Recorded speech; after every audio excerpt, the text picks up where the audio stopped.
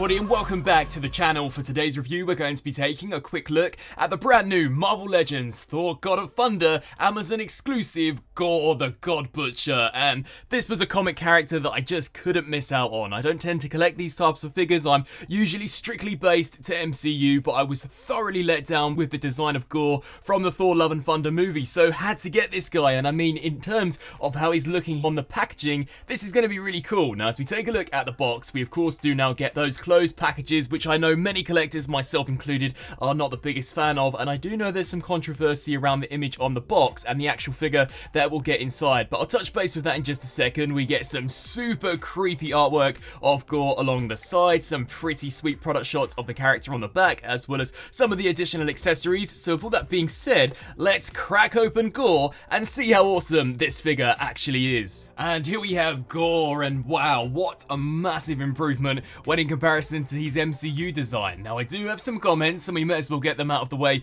to start things off with, and yes, it's got to do with the CG render shown on the front of the box and the finished figure. Personally, I think this is massively false advertising. As you guys can see, we get a figure here which has all of the pins in the joints, all of the pins here in the knees, whereas the image shown on the box, and this is both sides, it's not just the front, is completely pinless. Now, this isn't a massive deal to me, I'm going to be honest, but I do know there are some major screw-ups out there. I think it's with one of the most recently released Mystiques, where they basically showed a completely different figure on the back of the box to what was actually in the box. And if we're to trust this windowless packaging, Hasbro really need to be upping their game. And I mean, how they can't just slap a product shot of the figure on the front and the back is completely beyond me. But I mean, yeah, it's still pretty close, and the final figure just in general is really nicely done. Now, I do believe the entire body is a reuse of a previous figure besides the head, these kind of drapes that we have, as well as the feet. So let's dive in to one of two head sculpts. This one actually looks awesome. Now, I think the biggest reason why GORR never looked like this in the Thor Love and Thunder movie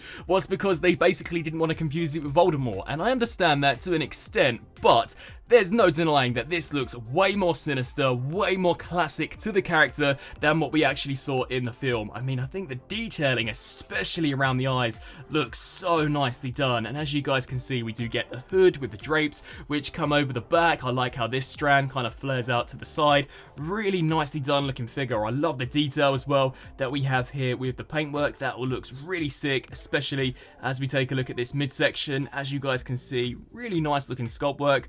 I think the hands also look super menacing there with those black fingernails, and in all, a very nicely painted and sculpted figure. You can see kind of the tattered look to the drapes here at the back, which I think look cool, and the foot design as well. Not looking that bad at all. Really nicely done. Now, articulation wise, GORR does have a ball joint here at the head. I believe a double ball joint, although it's heavily restricted due to the hood. It can look left to right. We do get a rotation here out of the shoulder, hinge joint out to the side, rotation at the bicep, as well as a double joint out of the elbow. The hands can rotate the full 360, hinge back and forth. We do get an ab crunch, full rotation out of the waist. The hips can kick forwards that far and back slightly, although can kick out, rotation at the thigh, double joints here at the knees, which can bend way past 90, and we also do get a foot swivel, or I guess I should say a calf swivel, and the foot can pivot forwards and backwards, as well as can rock side to side. So in all, definitely fairly poseable. Let's delve into accessories. Now, this is an Amazon exclusive, and I'm going to be honest, it was a lot more expensive when in comparison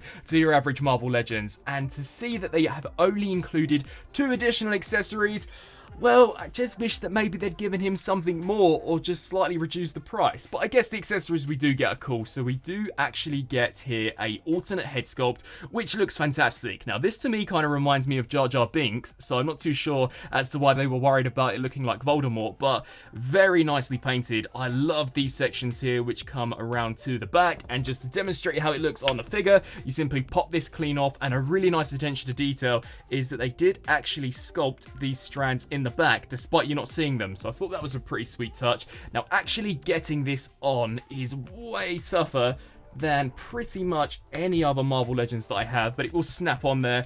And here we have the unhooded GORR Once again, looking awesome, amazing grinning facial expression, just a fantastic sculpt in all. Now, we also of course get the Necros sword. Now this actually isn't just a sword on its own. As you guys can see, the hand has been molded to it and it kind of looks symbiotic in terms of design. It basically looks like the sword has kind of glooped out of the hand, which I think is a pretty sweet look. And to be honest, had they given us just a unique accessory on its own, I don't think it would have looked nowhere near as cool as this. But as you can see, very nice looking sculpt work, and the paint appears for the most part to be really crisp and precise. And just to showcase how this looks, we pop off this hand here. You'll want to be careful that you don't actually trap any of the strands in that mushroom peg, but just snap that on, and there we have GORR with the Necros sword actually coming out of the hand, which, if I'm going to be honest, I think looks fantastic, especially for some of those pointing poses and even just kind of displaying it along the side of the figure. That looks wicked, and again, why couldn't have this been the design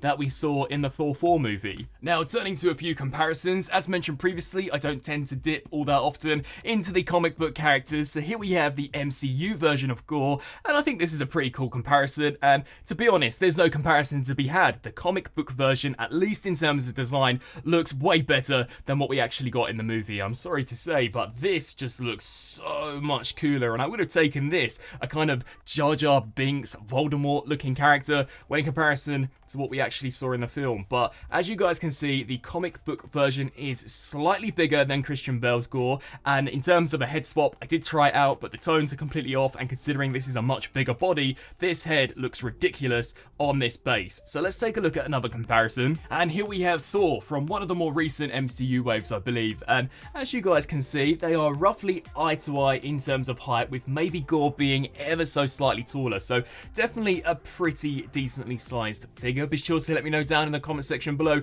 what do you guys think of this guy? And so, wrapping up on this review for the Thor God of Thunder Amazon exclusive comic book inspired GORR. In all, I think this is a really nicely done figure. Sculpt and detail, especially for the new head sculpts, look incredible. Would have I liked a complete pinless body like shown on the packaging? Absolutely, but as it stands, I've got many figures in my collection from the MCU which have pins, so to me this is not a massive deal breaker. Considering it is a newer release, however, I do wish they could have tweaked the body, but the paintwork that we have on the body looks fantastic. It's a decent scale. I think the kind of tarp or robe that he has wrapped around him is very nicely detailed and tattered, and the Necros sword I think looks great, especially actually being sculpted into the hand. I know there may be some out there that do wish it had been a separate sculpt, but I don't think it would have looked nowhere near as cool, and there's no way they would have got that kind of symbiotic forming look had it been a separate accessory. So definitely a nice figure, but for an Amazon exclusive and one that is slightly more expensive when in comparison to your average Marvel Legends, maybe they could have packaged an additional pair of hands. I just think